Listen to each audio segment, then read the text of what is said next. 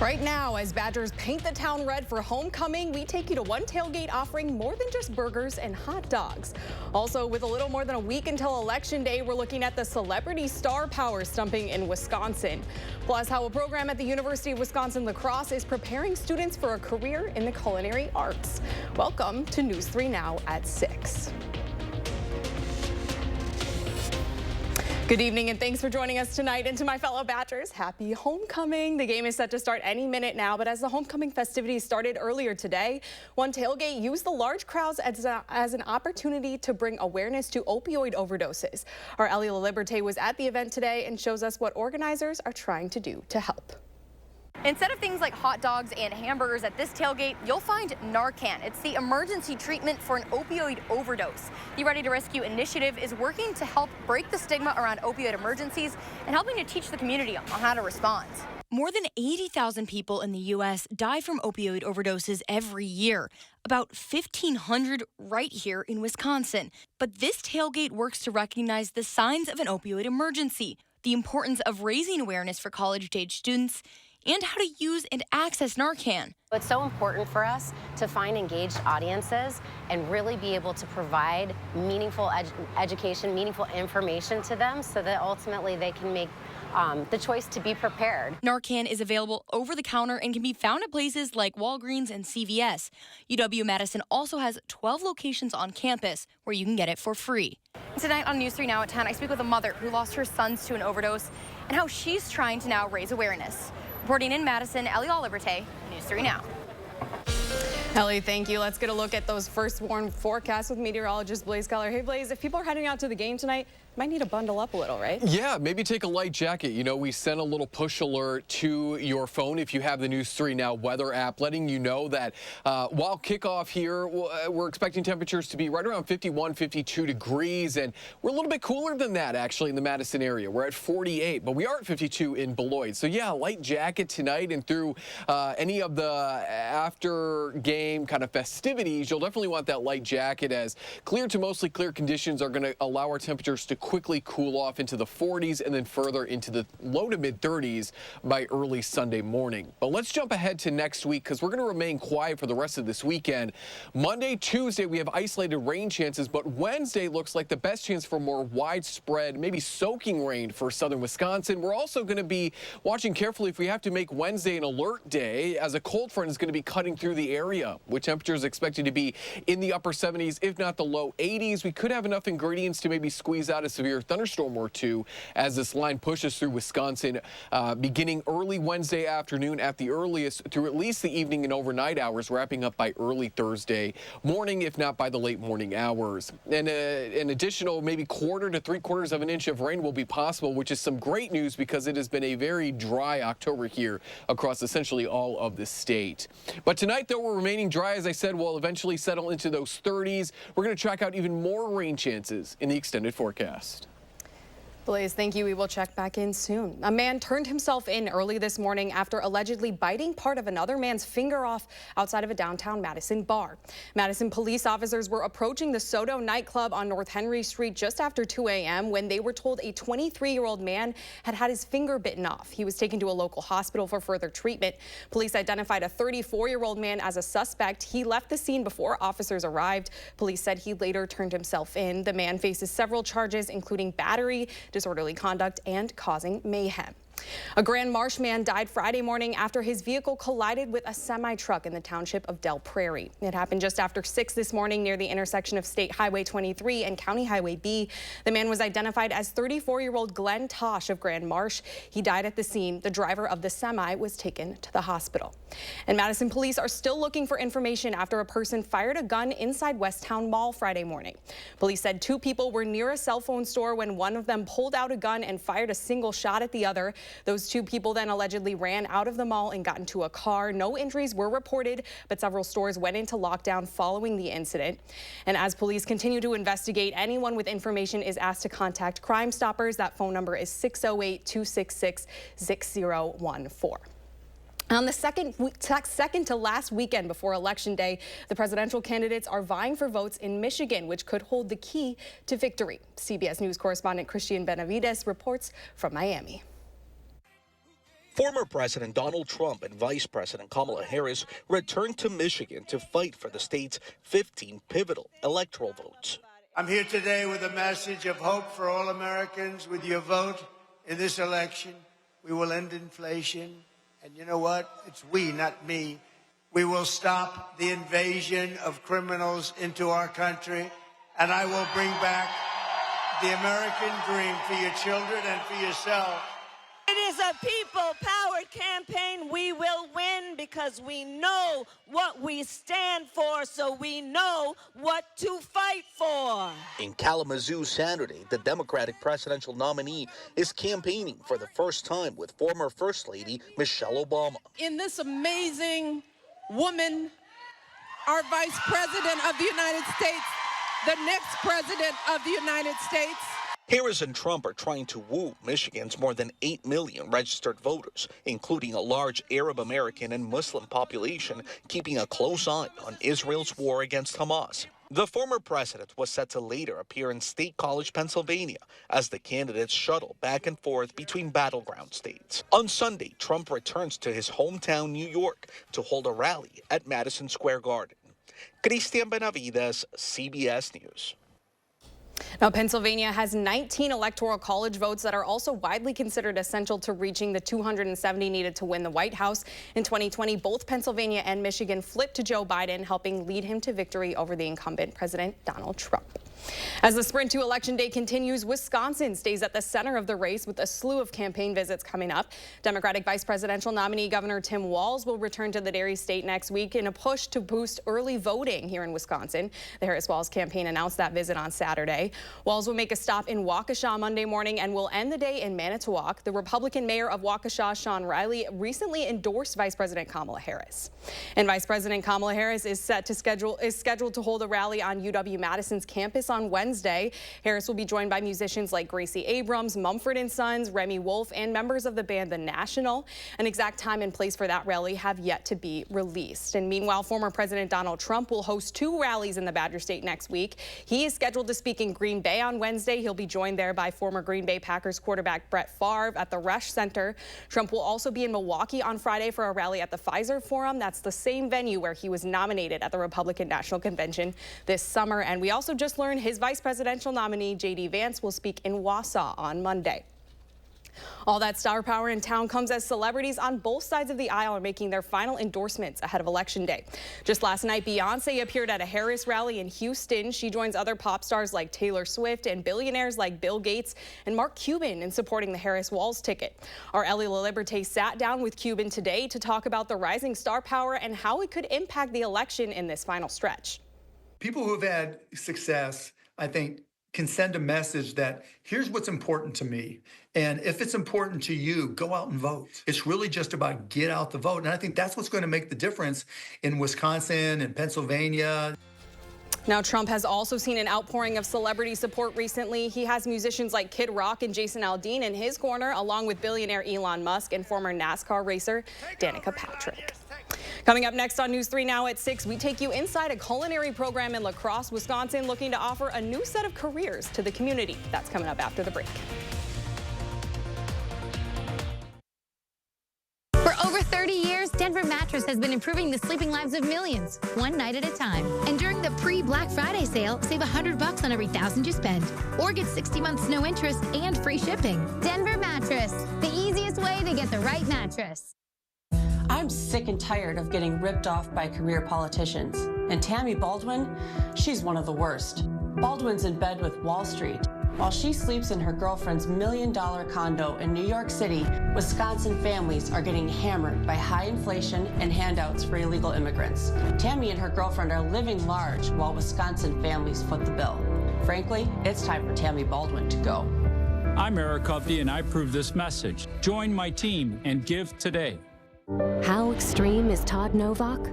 He thinks a woman's most private medical decisions should be up to him. Todd Novak has a 100% anti-abortion rating. He supports letting politicians ban abortion with no exceptions for rape, incest, or to save a woman's life. And Todd Novak authored the law to ban abortion here in Wisconsin. Elizabeth Grabe will defend abortion rights. She knows private medical decisions are between women and their doctors. We know what Joan Ballwig wants to do. Ban abortion and birth control. That's it. That's her plan. Sarah Kieski is focused on bringing costs down, and she has real plans to lower the cost of healthcare and housing, prescription drugs, and to cut your taxes. So if you want a candidate focused on banning abortion and birth control, that's Joan Ballwig. For everyone else, there's Sarah Kieski. She's running for state senate to finally bring costs down. I'm Tammy Baldwin, and I approve this message. Eric Hovde owns a $3 billion California bank. That's right, he owns it. And a $7 million mansion on the beach. Eric Hovde proposed $4 trillion in new tax breaks for rich guys just like him. And to pay for it, Hovde would cut Social Security by 28%. Slash Medicare 25%. And veterans benefits 40%. Outrageous. Now we know what's wrong with Eric Hovde. This guy is not for us.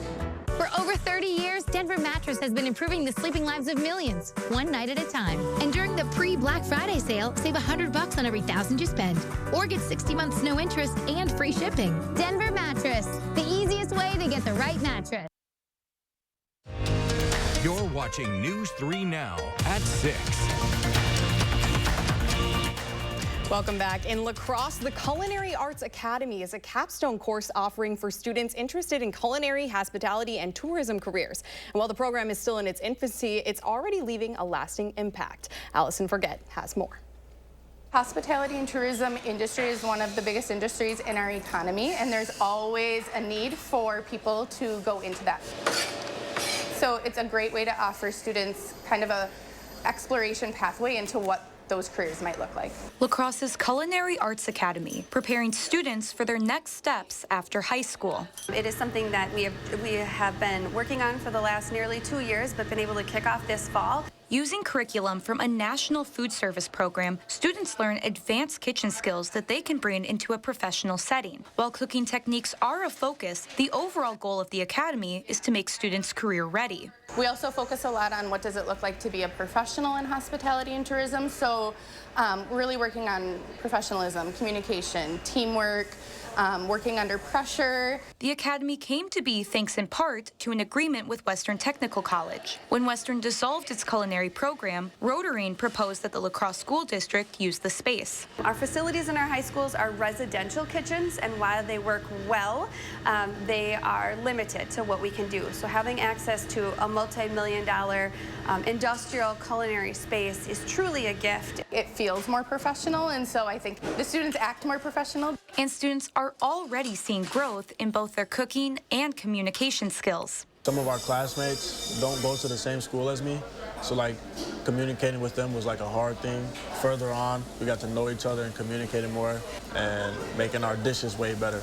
Although the academy is still in its first few months, the district and students say interest is spreading. We have like a lot of people wanting to join for next year, so I think it's going to grow more in the future. Participating students also have the opportunity to go through an apprenticeship program with local businesses in the culinary field. The academy is open to juniors and seniors in the La Crosse School District. When we return from the break, Blaze Keller is back with a complete look of your firstborn forecast. Insanity. Doing the same thing over and over and expecting a different result. Would you have done something differently than President Biden during the past 4 years? There is not a thing that comes to mind. Kamala wouldn't change a thing? Their weakness invited wars, welfare for illegals, while Americans struggle. Now Kamala wants higher taxes on top of higher prices. We can't afford 4 more years of Kamala. I'm Donald J. Trump, and I approve this message.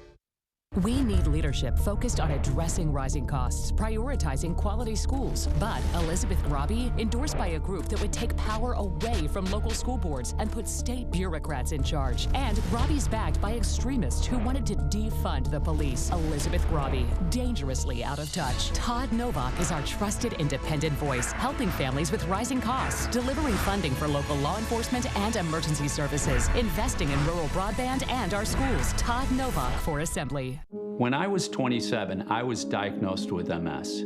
That's life-altering news.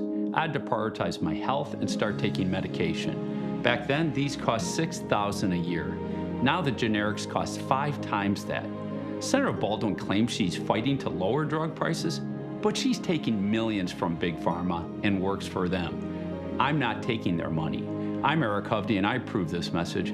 I'll fight the corruption and lower drug prices because I've lived it. Donald Trump intends to give tax breaks to billionaires and big corporations, to cut Social Security and Medicare, to impose what is in effect a national sales tax.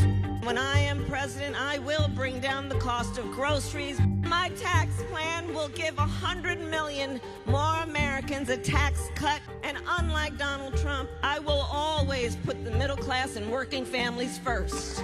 FFPAC is responsible for the content of this ad. The kindness, the efficiency, the respect was amazing. From start to finish, they will take care of you. Everybody is just so kind and everybody's so cheerful. I just never worked with a company where everybody seems to get along and they're all happy to be working for Cardinal. Cardinal is the place to go for any type of work that you need done around your home. I never hesitate with family, friends, neighbors to recommend Cardinal, and nobody has come back to me and said I was wrong. For 54 years, they were trying to get Roe v. Wade terminated, and I did it. He did it. It was pretty devastating. He is bragging about the rights that he stole from American women. And Trump is promising to do more. In Project 2025. They are restricting birth control, tracking pregnant women, enforcing a nationwide abortion ban. The government should get out of my business. Stay out of my business. That's not the government's business. In America, women make their own decisions. I'm Kamala Harris, and I approve this message. Welcome back. Well, let's get a look at your first warn forecast. Meteorologist Blaze Keller is here. Blaze, rain? That's right. We have had very little rain across not only southern Wisconsin, but across the state for the month of October. In fact, in the Madison area, it is our 10th driest October 1st through October 22nd on record. If we saw no more rain, which we are going to see some rain, so that is some good news. But if we saw no more rain through the end of the month, this would be Madison's 7th driest October on record. And I think that extends the fact that this is a very dry October beyond just the Madison area across a lot of the state. And that's the reason why now nearly 80% of Wisconsin is suffering from moderate drought conditions. This is this light brown here. When you get into this brown orange color, that's severe drought conditions, and that's now up to 30% of the state based on our drought monitor data that was published back on Thursday of this last week. So we desperately need some rain. And the good news is not only do we see rain in the short term, but we also see possibly an uptick in rain in the long term as well. This is towards the end of our extended forecast from the 1st of November through the 5th. But Wisconsin, a lot of us lying in that 30 to 40% chance, if not 40 to 50% chance of seeing an uptick in precipitation chances from the 1st through the 5th, which is some great news because as you just saw, we really need a lot of rain, not only to combat the drought in the short term, but if we can get in that moisture before the ground freezes as we go into winter, that sets us up for a better growing season next spring for our farmers. So why are we seeing an uptick in rain chances? Well, we've sort of broken down the high pressure system that was otherwise blocking systems coming in off the Pacific into parts of the United States. We also continue to see high pressure systems set up here, and that allows for a tunnel of southerly winds to really channel a lot of moisture back up into parts of the plains as well as the Great Lakes, which is what we may see happen as we look ahead to next weekend. We already talked about the rain chances Monday, Tuesday, and Wednesday of this upcoming work week, but let's look beyond that into more of kind of fantasy land where there's a little bit more room for error, but this is what one model is picking up on and why we're seeing that uptick in rain chances in the Climate Prediction Center and in our forecast, because these southerly winds from low pressure systems coming in out of the west and high pressure systems sitting here, they move a lot of that moisture back up into parts of the Great Lakes. So we'll keep our fingers crossed that this happens so that we can get a lot of that rain and a lot of that moisture back into the ground. Because when you look at precipitable rain over the last month, there's only been 4 days in the Madison area, the 4th, the 12th, the 13th, and the 24th. Our total accumulation is about 3.4 inches of rain. Our average October rainfall is 2.25 inches of rain. So we haven't even seen 20% of our average October rainfall. However, it has been a very wet year for Wisconsin as a whole and for Madison as a whole as well. And a lot of Wisconsin is still operating with a surplus of rain. So I don't want to necessarily say it's bad news with the drought, but we certainly need some more rain in the short term. We're also going to see our temperatures climb back up to 20 to 25 degrees above average as we look ahead to next Tuesday into Wednesday.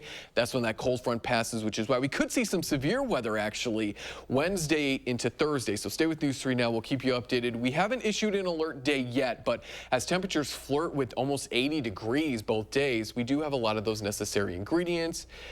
And with Halloween right around the corner, we are not going to be near the hottest temperature ever recorded or the coldest. We'll probably be somewhere in between, right around seasonal. The seasonal average is about 52 degrees, and we are right at 52 degrees. So we're looking at a pretty seasonal Halloween this year. But again, all eyes are on that kind of thunderstorm chance, especially Wednesday. So stay with News 3 Now. We'll keep you updated if we do see any severe weather chances on the horizon. Well, hopefully they can stay away for the trick-or-treaters. Yes, we do look to dry out in time for the trick-or-treaters to get all the candy. But I do think 52 degrees, that builds character for trick-or-treaters. It does. You know what I mean? Yes. Put a little long sleeve under it, even though exactly. you don't want to. Mom says you should. You got to stay safe. All right. Thanks, Blaze. Still to come on News 3 Now, Wisconsin volleyball travels to Purdue for a top 10 showdown. That's next in sports. News 3 Now First Warn Weather is brought to you by Lazy Boy Home Furnishings and Decor. Discover a shopping and design experience as comfortable as the furniture. Lazy Boy Home Furnishings and Decor. Schedule your free design consultation today. You have a clear choice in this election. Senator Baldwin is a 38-year career politician. I'm a businessman and job creator. She supports taxpayer benefits for illegal immigrants. I'll close the border. Tammy wants to put guys and girls sports in their bathrooms. I'll protect our daughters. Senator Baldwin abuses the political system. I'll fight the corruption. I'm Eric Hovde, and I approve this message. I'd be honored to have your vote. Insanity. Doing the same thing over and over and expecting a different result. Would you have done something differently than President Biden during the past 4 years? There is not a thing that comes to mind. Kamala wouldn't change a thing? Their weakness invited wars, welfare for illegals, while Americans struggle. Now Kamala wants higher taxes on top of higher prices.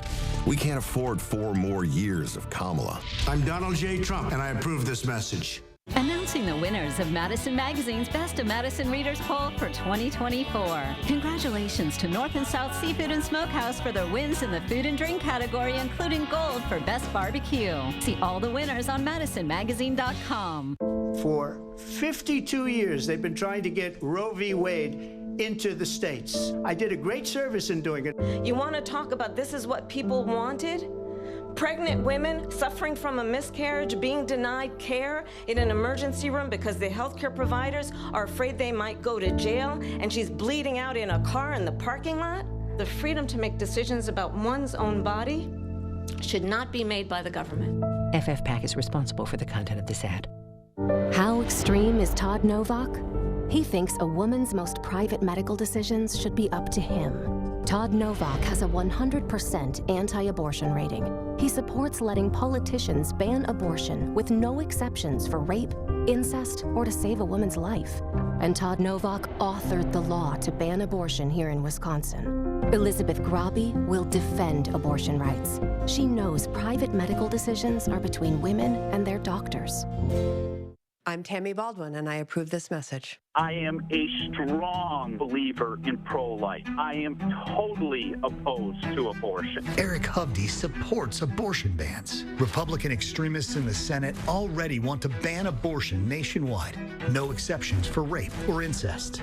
They want more anti-abortion judges, and to even make birth control and IVF illegal.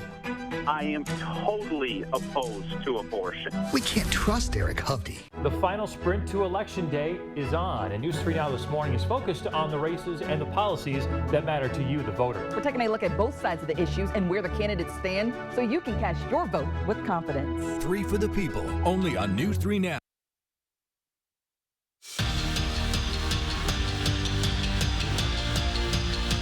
As As we speak, Wisconsin football is looking for their biggest win of the Luke Fickell era. Winners of 3 straight, the Badgers host number 3 Penn State under the lights at Camp Randall, and what more could you ask for? And if you're the Badgers, not much so far. A funky 4th down conversion on a botched punt set up a first drive score for Wisconsin. Nathaniel Vakos makes the longest field goal in Badgers history from 50 yards out. The screen may not show it, but it is 3-0 early. Today was the 116th meeting between Whitewater and Platteville football, the longest standing series in the WIAC. This year's matchup is unique, though, in that this time around, unlike many years past, Platteville enters as the higher-ranked team. The George Christ Memorial Bowl always brings out the best in both sides. Pioneers trailing 3-0 in the second quarter, and Michael Preemy says bombs away right into the hands of Brant Stair and who else? Those two have had such a great connection all year long. A 40-yard touchdown makes it Platteville 10-7. And then just before half, Jackson Chris said, "I've got the deep ball in my bag too." Brian Wilterdink brings in the 34-yard touchdown grab, giving Whitewater a lead that would hold until the fourth quarter. But the Pioneers come back and win it 17-10. It's their second win in the Two's last 3 meetings.